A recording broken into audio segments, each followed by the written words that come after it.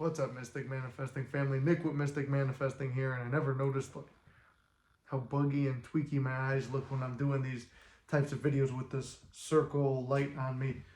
But I didn't charge the microphone like I said I was going to do between videos.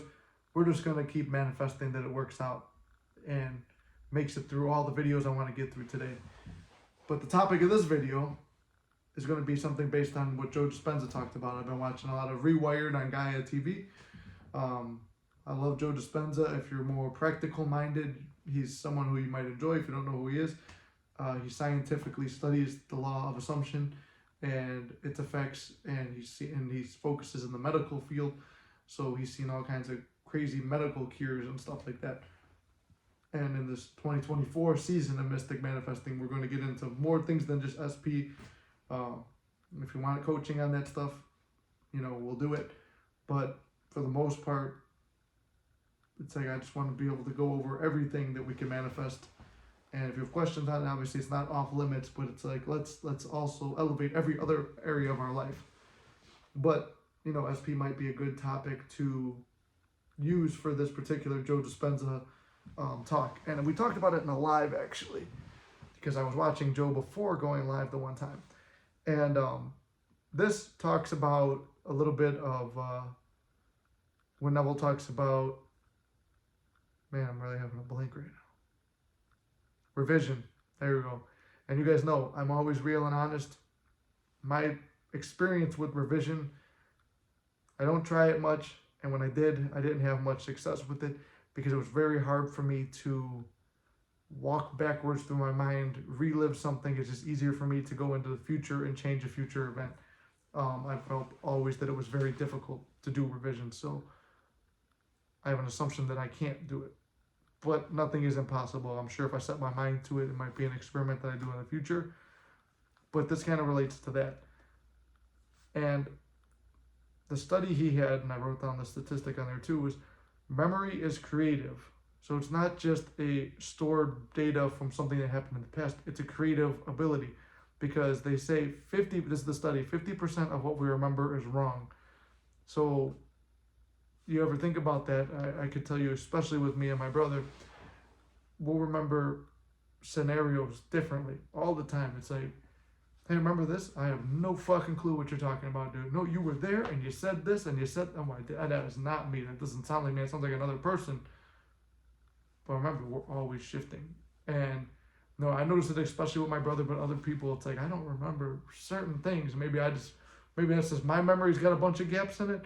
But if memory is incorrect 50% of the time, that gives justification for changing things. So that is a very powerful thought to have and affirmation to have, that if 50% of what we remember is wrong, you can remember that breakup as something that's not broken up. It was just an argument. Now, obviously, don't go to their house and be like, hey, I remember this was wrong. No. Just live in your mind that no, she's coming back. He's coming back. This didn't happen. It's just an easier way to cheat it and give you that belief that there's nothing to worry about. So I thought that was a very powerful statement. I thought that was something we should talk about and keep in the forefront and subconscious of our minds, that 50% of what we're remembering is wrong. So why not remember it as lovely or good instead of the negative story that we repeat again and again and again and again? Because repeating a memory like that is making it exist now. And I've talked about this a million times. We only have the now moment. So the negative past only exists because we keep bringing it to the future, or rather the present moment, which was the future then. But we keep living it and living it and living it. So why don't we remember it differently? Just for our own sanity and our own mental health. From there, I wanted to go on to this next note that I wrote down was, Joe said the same thing I said, actually. I didn't even read it before this. They are reliving something false. So if it's something negative and painful, don't relive it again and again. Remember it better. Remember it the best way you can. And this is something else that Joe found in his studies was, the body can't tell the difference between now and the past. So you ever get like, you're fantasizing about a fight with your boss. Let's go to something very common. I'm not going to even go to a positive example. I'm going to go to something real.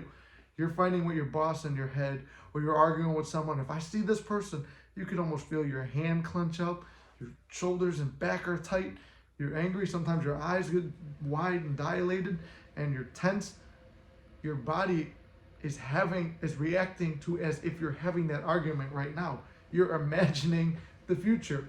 Or if it's something that's already happened and you're trying to remember it, and like, I would have said this during that fight, well, you're revising it, but at the same time, you're in a negative situation and you're playing it again and again and again. And then it's going to repeat again and again and again, because the past is creative. The future is creative, because the present moment is what creates. So going back, we're just pulling from there and creating with that and throwing it into the future. From the future, we're pulling in scary things that we don't want to experience and dealing with them again and again and again, because we're using the present moment to create something bad. So why not just remember our past and our memories as the best possible things we can? If it's something bad, write a letter and do the other techniques, or do whatever you can to forget about it. Forget about it. Or just let it go, because what you resist persists. So the more you focus on it, think about, I have to do something to get rid of this, remove the power from it. Remember what Reverend Ike said, where attention goes, energy flows. I believe that, yeah, that was Reverend Ike said that one. So we don't want to put attention on anything negative.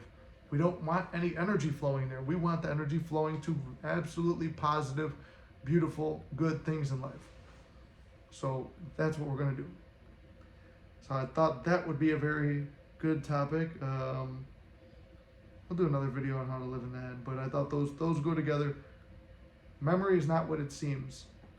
The now moment is where you do all your creating, and the body can't tell the difference, and the mind can't tell the difference between a past event and now. It can't tell the difference between an imaginal act and something that's actually happening. So when you're imagining, you're creating. So let's just create the best. And when we are slipping there, recently I keep doing it. Let's just pull ourselves back. Like I said, we're all in this together. We're going to pull ourselves back and stay in an absolutely positive, loving, good state. All right? So with that, I'm trying to keep these videos quick. Like I said, hopefully the microphone held up. So I love you guys. I believe in you guys. You can't fuck this up. Stay in the present moment. Stay focused and stay positive. I love you, and I'll see you in the next one.